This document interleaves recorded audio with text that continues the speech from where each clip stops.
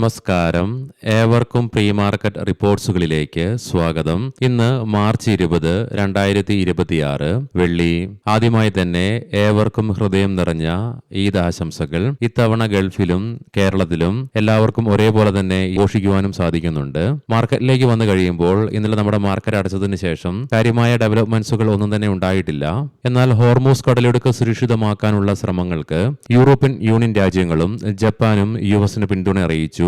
മാത്രമല്ല സംഭാവനകൾ നൽകാൻ അവർ തയ്യാറാണെന്നുള്ള പ്രഖ്യാപനം വരികയും ചെയ്തു. കൂടാതെ ഇനി ഇറാന്റെ ഊർജ്ജ സ്രോതസ്സുകളുടെ മുകളിൽ ആക്രമണം നടത്തുകയില്ലെന്നുള്ള പ്രഖ്യാപനം യുഎസ് പ്രസിഡന്റ് ട്രംപ് ഔദ്യോഗികമായി തന്നെ നടത്തുകയും ചെയ്തു. കഴിഞ്ഞ ദിവസം ഇറാന്റെ ഭാഗത്ത് നിന്നും ഖത്തറിന്റെ റാസ് ലഫാൻ LNG പ്ലാന്റ് നേരെയുണ്ടായ അതിശക്തമായ ആക്രമണത്തെ തുടർന്ന് പ്രവർത്തനങ്ങളെ ബാധിക്കുകയുണ്ടായി. ഇത് ഇന്ത്യയിലേക്കുള്ള LNG സപ്ലൈയെ ബാധിക്കുമെന്നുള്ളതിനാൽ തന്നെ സെൻട്രൽ ഗവൺമെന്റ് യുഎസിൽ നിന്നും ഓസ്ട്രേലിയയിൽ നിന്നും LNG വാങ്ങാനുള്ള നടപടികൾ ത്വരിതപ്പെടുത്തുകയും ചെയ്തു. കൂടാതെ 12 അറബ് ഇസ്ലാമിക് രാജ്യങ്ങൾ ഒത്തുചേർന്നുകൊണ്ട് ആക്രമണം നിർത്താനുള്ള ആവശ്യകതയെക്കുറിച്ചും കൂടാതെ ഹോർമൂസ് കടലിടുക്ക് വഴിയുള്ള സഞ്ചാരം സുഗമമാക്കുന്നതിനെക്കുറിച്ചും ഇറാനോട് അഭ്യർത്ഥിക്കുകയും ചെയ്തു. ഹോർമൂസ് കടലിടുക്കിലൂടെ യാത്ര ചെയ്യുന്ന കപ്പലുകൾക്ക് യൂസർ ഫീ ഈടാക്കാനുള്ള പദ്ധതി ഇറാൻ തയ്യാറാക്കുന്നു എന്നുള്ള റിപ്പോർട്ട്സും വരുന്നുണ്ട്. 21 മാസങ്ങൾക്ക് ശേഷം, അതായത് ജൂൺ 2024 ശേഷം ഇന്ത്യൻ മാർക്കറ്റിന് സിംഗിൾ ഡേയിലെ ഏറ്റവും വലിയ ഇടിവാണ് ഇന്നലെ നേരിടേണ്ടതായിട്ടും വരികയും ഉണ്ടായത്.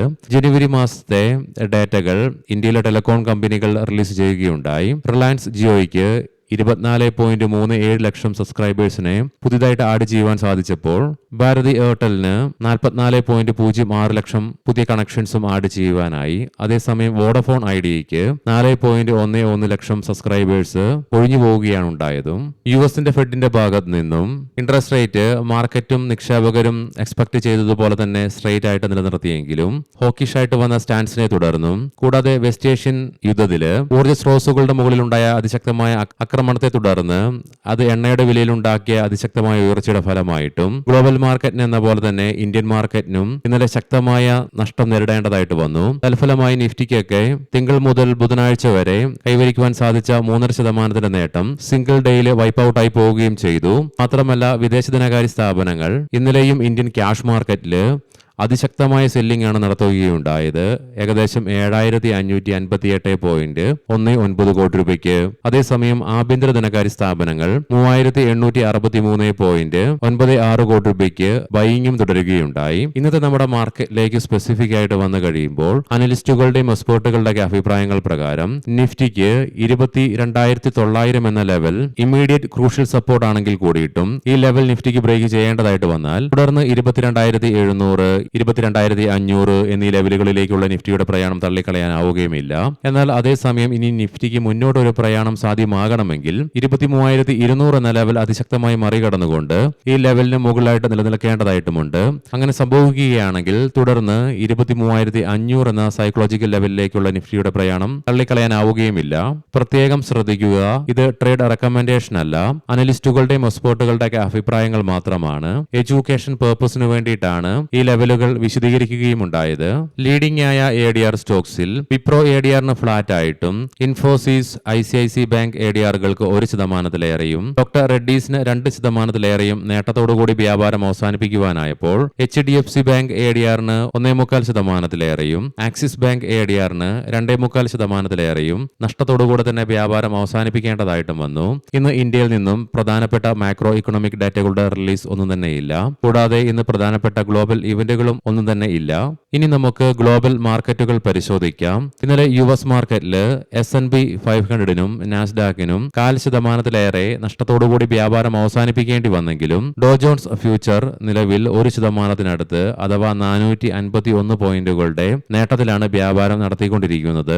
യൂറോപ്യൻ മാർക്കറ്റ്സിൽ UK മാർക്കറ്റിന് 2.4%-ന്റെയും ഫ്രാൻസ് മാർക്കറ്റിന് 2%-ലേറെയും ജർമ്മൻ മാർക്കറ്റിന് 3%-നടുത്തും നഷ്ടത്തിലാണ് വ്യാപാരം അവസാനിപ്പിക്കുകയുണ്ടായത്. നിലവിലെ ഗിഫ്റ്റ് നിഫ്റ്റിയുടെ ഇൻഡിക്കേഷൻ പ്രകാരം സ്ലൈറ്റ്ലി പോസിറ്റീവായിട്ടുള്ള ഒരു ഓപ്പണിംഗ് ആണ് ഇന്ന് നമ്മുടെ മാർക്കറ്റിൽ എക്സ്പെക്ട് ചെയ്യുവാനായിട്ടും സാധിക്കുക. ഏഷ്യൻ മാർക്കറ്റ്സിൽ കൊറിയൻ മാർക്കറ്റ് 0.5% നേട്ടത്തോടു കൂടിയിട്ടാണ് ഇന്ന് വ്യാപാരം ആരംഭിച്ചിട്ടുള്ളത്.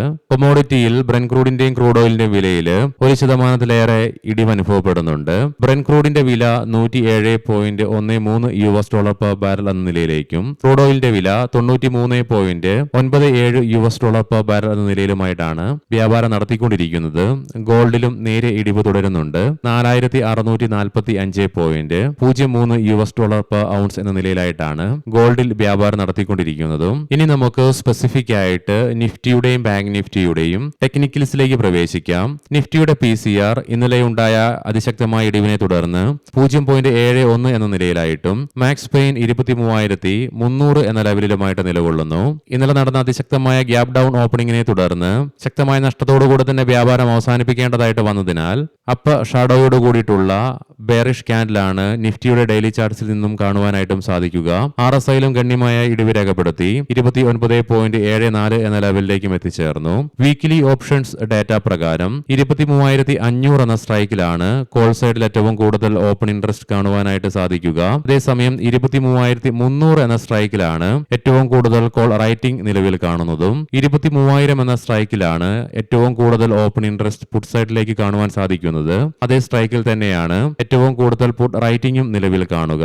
ബാങ്ക് നിഫ്റ്റിയുടെ PCR 0.79 എന്ന നിലയിലും മാക്സ് പെയിൻ 55,000 എന്ന ലെവലിലുമായിട്ട് നിലകൊള്ളുന്നു. ബാങ്ക് നിഫ്റ്റിയിലും ശക്തമായ ഗ്യാപ് ഡൗൺ ഓപ്പണിംഗിനെ തുടർന്ന് ശക്തമായ ബെയറിഷ് പ്രഷർ അനുഭവപ്പെട്ടതിന്റെ ഫലമായിട്ട് ലോങ് അപ്പർ ഷാഡോയോടും മൈനർ ലോവർ ഷാഡോയോടും കൂടിയിട്ടുള്ള സ്മോൾ ബോഡിഡ് ബെയറിഷ് ക്യാൻഡിലാണ് ബാങ്ക് നിഫ്റ്റിയുടെ ഡെയിലി ചാർട്ട്സിൽ നിന്നും ദൃശ്യമാകുന്നത്. കൂടാതെ ഷോർട്ട് ടൈം മൂവിംഗ് ആവറേജ് ആയ 20-day EMA 200-day EMAക്ക് താഴേക്ക് പതിച്ചപ്പോൾ മിഡ് ഡേ മൂവിംഗ് ആവറേജ് ആയ 50-day EMA 100-day EMAക്ക് താഴേക്കും പതിക്കുകയും ഉണ്ടായി. RSIയിലും ഗണ്യമായ ഇടിവ് രേഖപ്പെടുത്തുകയും ചെയ്തു. മന്ത്ലി ഓപ്ഷൻസ് ഡാറ്റ പ്രകാരം 55,000 എന്ന സ്ട്രൈക്കിലാണ് കോൾ സൈഡിലേക്ക് ഏറ്റവും കൂടുതൽ ഓപ്പൺ ഇൻട്രസ്റ്റ് കാണുവാനായിട്ട് സാധിക്കുക. അതേസമയം 54,000 എന്ന സ്ട്രൈക്കിലാണ് ഏറ്റവും കൂടുതൽ കോൾ റൈറ്റിംഗ് നിലവിൽ കാണുന്നത്. 54,000 എന്ന സ്ട്രൈക്കിലാണ് പുട്ട് സൈഡിലേക്കും ഏറ്റവും കൂടുതൽ ഓപ്പൺ ഇൻട്രസ്റ്റ് കാണുവാൻ സാധിക്കുന്നതെങ്കിലും 52,500 എന്ന സ്ട്രൈക്കിലാണ് ഏറ്റവും കൂടുതൽ പുട്ട് റൈറ്റിംഗ് നിലവിൽ കാണുക. ഇനി നമുക്ക് ഇന്നത്തെ പ്രധാനപ്പെട്ട സ്റ്റോക്കിംഗ് ന്യൂസുകൾ പരിശോധിക്കാം. മുൻകൂട്ടി ഓർമ്മിപ്പിച്ചുകൊള്ളട്ടെ, ഇത് ഒരു ബൈ ഓർ സെൽ റെക്കമെൻഡേഷൻ അല്ല. ശ്രീരാം ടിസ്റ്റെക്സ് Q3 ഏർണിംഗ്സുകൾ കമ്പനി പ്രസിദ്ധീകരിച്ചു. പ്രോഫിറ്റിൽ 70.2% വളർച്ച രേഖപ്പെടുത്തിയപ്പോൾ റവന്യൂവിലും 75.2% വർധനവും രേഖപ്പെടുത്തി. ടാറ്റ കൺസൾട്ടൻസി സർവീസസ് ABBയുമായി ഒരു ധാരണാപത്രത്തിൽ കമ്പനി ഒപ്പുവെച്ചു. ഇൻഡിക്യൂബ് സ്പേസസ് 5 വർഷത്തെ കാലാവധിയിൽ ഏകദേശം 54 കോടി രൂപയ്ക്ക് പൂനെയിലെ ഒരു പ്രമുഖ GCC ക്ലയന്റുമായി കമ്പനി സുപ്രധാന വർക്ക് സ്പേസ് ലീസിംഗ് കരാറിൽ ഒപ്പുവെച്ചു. NTPC കമ്പനി ഒക്ടോബസ് എനർജി ഗ്രൂപ്പുമായി ഒരു ധാരണാപത്രത്തിൽ ഒപ്പുവെച്ചു. Samvardhana Motherson international Hellmann worldwide logistic ഹോൾഡിംഗ്സുമായി ഒരു സംയുക്ത സംരംഭ കരാർ നടപ്പിലാക്കുന്നതിന് ബോർഡ് അംഗീകാരം നൽകി. ചാന്തി ഗിയേഴ്സ് മാർച്ച് 19, അതായത് ഇന്നലെ മുതൽ പ്രാബല്യത്തിൽ വരുന്ന തരത്തിൽ കമ്പനിയുടെ ചീഫ് ഫിനാൻഷ്യൽ ഓഫീസർ സ്ഥാനത്ത് നിന്ന് ശ്രീ രഞ്ജിത് കുമാർ പതി സ്ഥാനമൊഴിഞ്ഞു. JSW സിമന്റ് കമ്പനിയുടെ രാജസ്ഥാനിലെ നാഗൂറിലെ ഇന്റഗ്രേറ്റഡ് ഗ്രീൻഫീൽഡ് സിമന്റ് പ്ലാന്റ് വിജയകരമായി കമ്മീഷൻ ചെയ്തു. മാത്രമല്ല കമ്പനിയുടെ നോർത്ത് ഇന്ത്യയിലെ ആദ്യത്തെ പ്ലാന്റ് ആണ് രാജസ്ഥാനിൽ ഇന്നലെ കമ്മീഷൻ ചെയ്യുകയും ഉണ്ടായത്. നെസ്ലെ ഇന്ത്യ ഗുജറാത്തിലെ സനന്ത് ഫാക്ടറിയിൽ 225 കോടി രൂപ മുതൽ മുടക്കി കമ്പനി പുതിയ മഞ്ച് ഉൽപാദന ലൈൻ കൂട്ടിച്ചേർത്തു. വിപ്രോ ഗുജറാത്തിലെ ഗിഫ്റ്റ് സിറ്റിയിൽ പുതിയ ഹബ്ബ് ആരംഭിക്കുന്നതായിട്ട് കമ്പനി പ്രഖ്യാപിക്കുകയുണ്ടായി. ഏവർക്കും നല്ല ഒരു ട്രേഡിംഗ് ദിനം ആശംസിക്കുന്നു. വൈകുന്നേരം പോസ്റ്റ് മാർക്കറ്റ് റിപ്പോർട്ട്സുമായി കണ്ടുമുട്ടാം. നന്ദി, നമസ്കാരം.